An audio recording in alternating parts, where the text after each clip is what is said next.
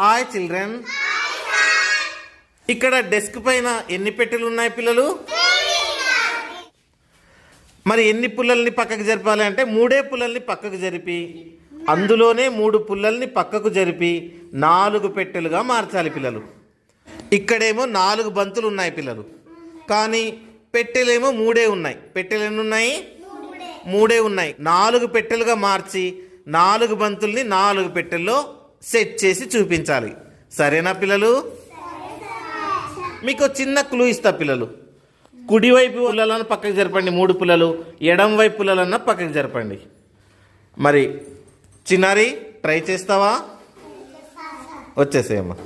3 పుల్లల్ని పక్కకు జరుపు. Good good, very good.